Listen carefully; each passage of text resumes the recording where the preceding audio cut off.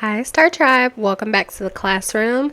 Jump on in. Today we are finishing up our 4-part series on sex ed for Christians, and we'll be talking about the sexual treasures of God.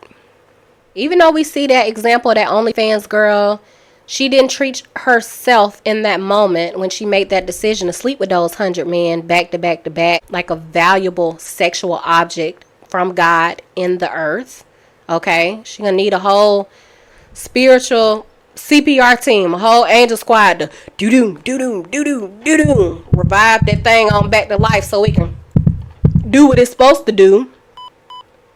We gonna pray for God to do that CPR on that thing, so when it need to be thinging, you leave all this stuff alone, it can get back to thinging how it's supposed to do. Okay.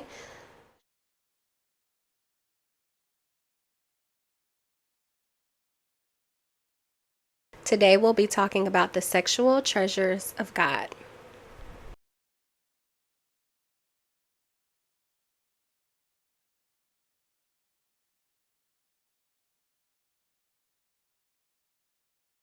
So this video was inspired by a dream I had a few nights ago. For those of you who are new to the Star Tribe or who don't know me, I've been a very vivid dreamer since about age 5, which later turned into prophetic dreaming upon spiritual maturity. So on this channel, I promote spiritual growth, spiritual maturity, so that you too can develop your gifts from God. And in this dream, I saw a whole lot of oysters. And for the purposes of the ministry that God gave me, which is Excel with Star, where I talk about that thing, I talk about everything related to sex, faith, and intimacy with God. Also talk about modern sex as it relates to the culture. So when I was dreaming about oysters, I woke up and I was like, God, what does this mean? Everybody who knows the list knows oysters, along with chocolate, other forms of seafood, and other scents, are aphrodisiacs. So God really knows how to speak my language. When I looked up the spiritual meaning of seeing oysters in a dream, I found 2 that were very specifically relevant to the dream that I had. The first dream meaning of seeing oysters in your dream can mean that one is searching for the treasures and wisdom of God. And this I found to be true since my dream was about knowledge and information and about getting a high and accessing a higher form of spiritual knowledge. And the second positive meaning, which I felt of seeing oysters in your dream, referred to someone who has treasures stored within them, but they need to be broken to get the gift out, kind of like a clamshell in the pearl. Now, we already know oysters are an aphrodisiac, and I am not surprised that God revealed them to me in a dream, as my ministry is sex and sex for Christians, hence sex ed for Christians. But for the purposes of our classroom conversation today, we're going to talk about spiritual intimacy with God and how oysters and or sexual treasures relate to relationship, sex, and lovemaking. Today, we're going to discuss 4 elements that will help you find spiritual sexual treasures on earth. So in the parables of the hidden treasures and the pearl, we can see the value that God places on hidden and secret things. Let's read really quickly. Verse 44, the kingdom of heaven is like treasure hidden in a field. When a man found it, he hid it again, and then in his joy went and sold all he had and bought that field. Verse 45, again, the kingdom of heaven is like a merchant looking for fine pearls.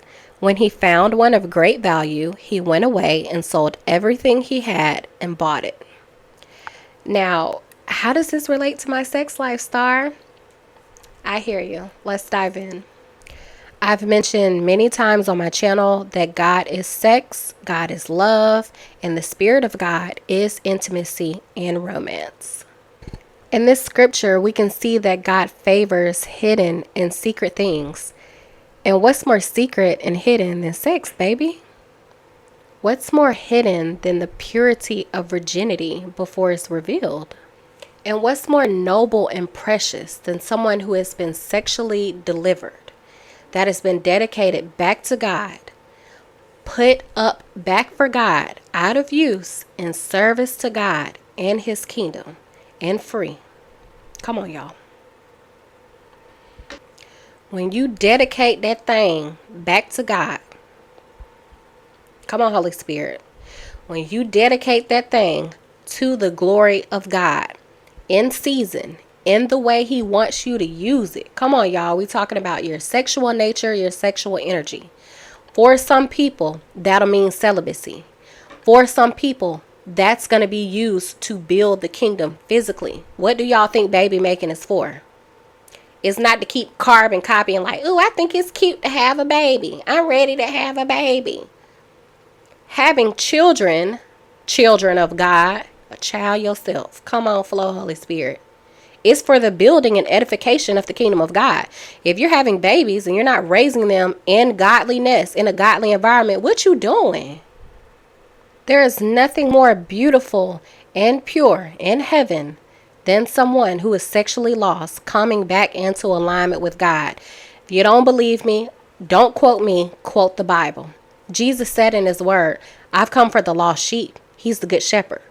So if you're not lost, if you don't need redemption, if you don't need saving, I guess Jesus did not come for you. Okay?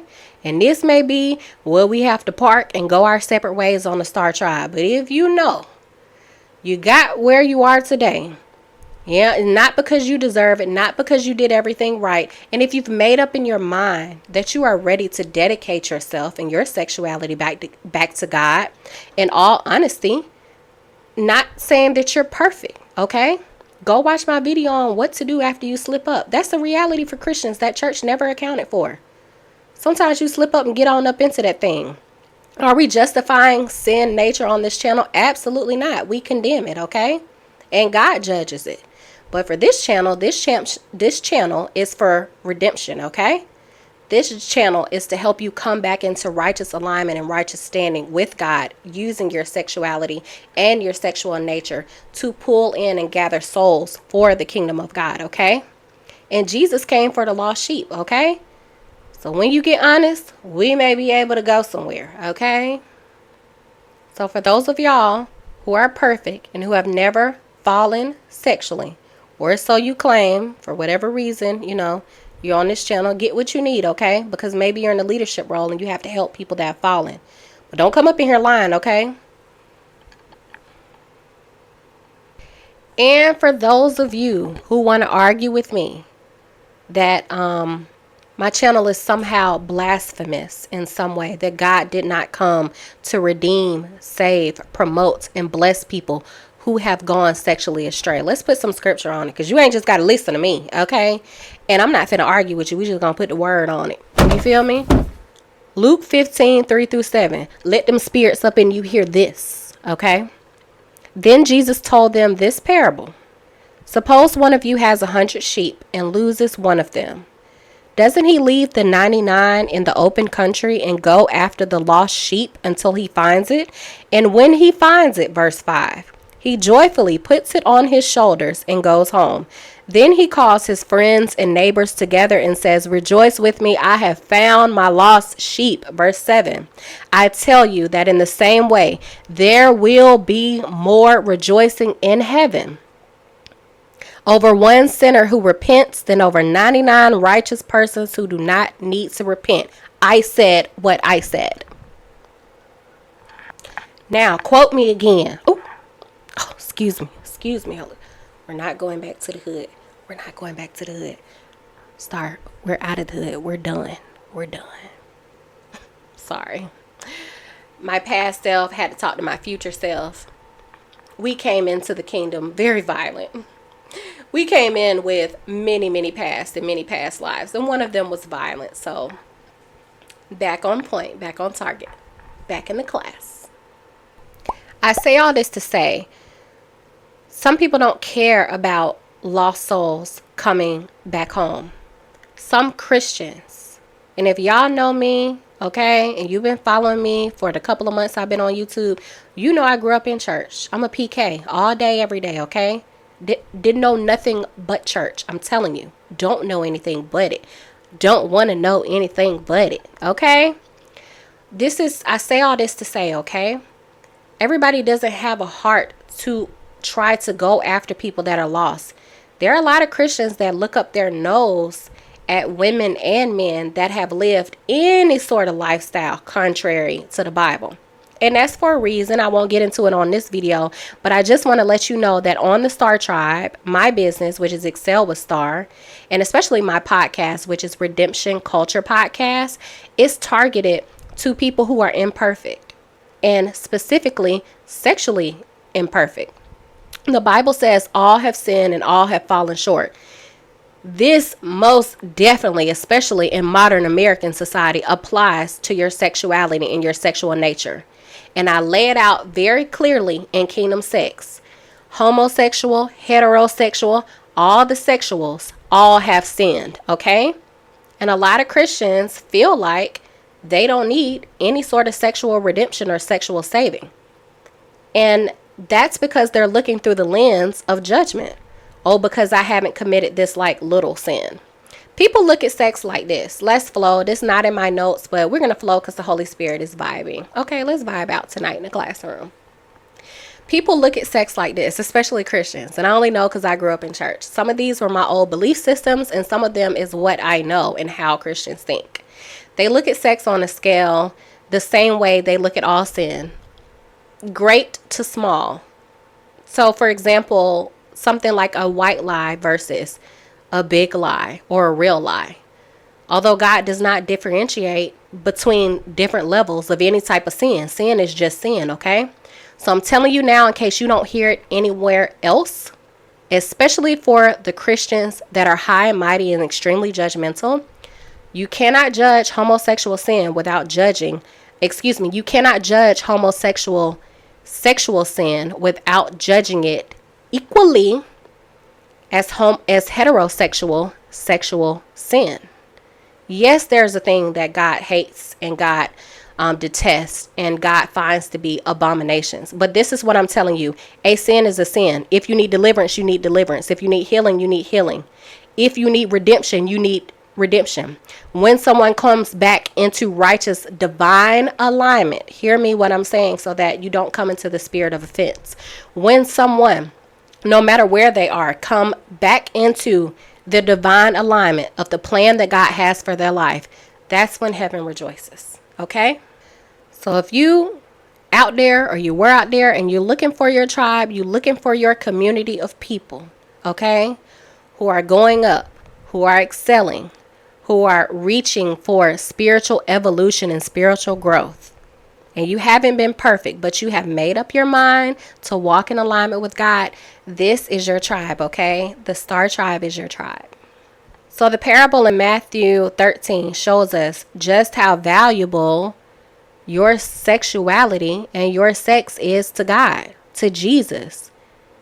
That he's willing to leave more valuable things, whatever we would consider valuable in the minds of humans or in the mind of believers, that Jesus is willing to leave more valuable things to go after one soul that is lost. And let's take the lid off of looking at this with 2D vision, reading the Bible. Since we're talking about that thing, we're talking about our sex life. One poor decision that you make sexually. This is why Jesus died, to leave all other valuable things, whatever you can think of valuable, wealth, relationship, opportunity, affluence, whatever is valuable in your mind. Jesus was willing to leave everything else that was going on to go after one person lost that has made one poor decision. I talk about this in my Hacking Heaven series, The Adulterous Woman, because people be trying to play her when they read the Bible. Like she was really just out here tricking and flipping her whole life long. It hadn't been taught right. It's been taught from a dominant male perspective, and that's okay. But when we come into spiritual growth, spiritual maturity, and a higher form of knowing and consciousness, we could also consider the fact, okay, that she was caught in adultery that one time and that first time. Sometimes in that ego and the personality of the person that's presenting that information, they can't see that one mistake or that one thing is what labeled her the adulterous woman. So she It's not that she had to just been out here. That goes back to what I was saying about the level of sin. And you can't classify and categorize sin. Well, these people over here are doing that, and she doing this, and he doing that. All sin, all sin, all sin, okay? And the Bible says when you even look in your eye, lust in the eye, temptation starts in your heart and in your mind first, way before you get to an action. And everybody guilty of looking. Come on, okay? So the star tribe is even for people who, by conviction of the Holy Spirit, because your body ain't gonna do it. Your mind is gonna tell you, I looked and it feels good and that was the right thing to do, because what I'm looking at is beautiful, right? I'm looking at something I want. It's natural. It's human, okay? That's how we end up in all sorts of situations. But if you know through conviction of the Holy Spirit, I may not be out there like that, but sometimes I look at stuff and I may look a couple of seconds too long. Females, we know. If you with your man, you know how many seconds that is. And females, we look quick. It's like this. And we done got everything we need. When a man look and he like this, 1, 2, 3, we're done. Okay? You already did too much. That's the sin right there. Might as well undress her with your eyes, okay? Okay, let's move on.